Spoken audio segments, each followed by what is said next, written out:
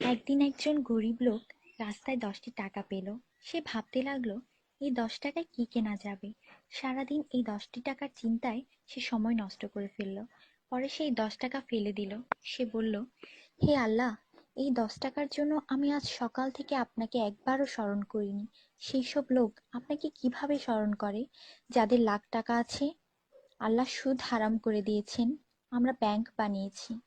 আল্লাহ জীবনকে সীমিত করেছেন, আমরা ঘড়ি বানিয়েছি। আল্লাহ পর্দার হুকুম দিয়েছেন, আমরা টিভি, ডিভিডি, ডিশ দিয়ে বেহায়ামি সর্বসাধারণের জন্য করে দিয়েছি। আল্লাহ বলেন, কোরআনে তোমাদের সফলতা, আমরা অক্সফোর্ডের বইকে সফলতা বানিয়ে নিয়েছি। আল্লাহ মিথ্যা বলা নিষেধ করেছেন, আর আমরা এপ্রিল ফুল পালন করা শুরু করে দিয়েছি। আল্লাহ বৃদ্ধ বয়সে মা বাবার সেবা করতে বলেছেন, আমরা বৃদ্ধাশ্রম বানিয়ে ফেলেছি। আজ মুসলমান এই জন্য দুশ্চিন্তায় যে যাকে খুশি করার তাকেই তো রাগিয়ে ফেলেছি।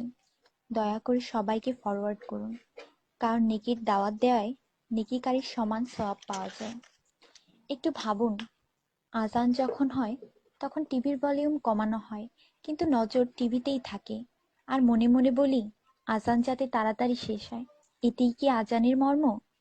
আপনি নিজে আপনার মনকে প্রশ্ন করুন।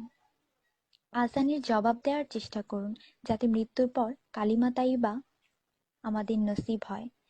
অনুরোধ, এই মেসেজটি সবার কাছে পৌঁছে দিন। বন্ধুরা, আমাদের দাওয়াতে যদি কেউ না আসে, আমরা রাগান্বিত হই।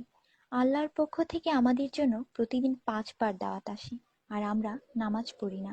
তাতে কি আল্লাহ আমাদের উপর রাগান্বিত হন না? এটি শুধু মেসেজ না, বাস্তবতা। দয়া করে নামাজ আদায় করুন এবং অন্যকেও উৎসাহিত করুন। যিনি এই মেসেজ পড়েন তাদের উপর আল্লাহ আরও রহমত দিন, এবং যিনি এই মেসেজ ফরওয়ার্ড করেন তার ভালো ইচ্ছা আল্লাহ পূরণ করুন এবং হিদায়াত করুন। নামাজের চিন্তা করুন, ব্যালেন্সের না। আজান শুনে উঠুন রিংটোনের মতো। কোরআন মনোযোগ দিয়ে পড়ুন, এসএমএস পড়বার মতো। জীবন সবসময় থাকবে না নেটওয়ার্কের মতো। নামাজ ত্যাগ করা মানে আল্লাহকে রাগান্বিত করা।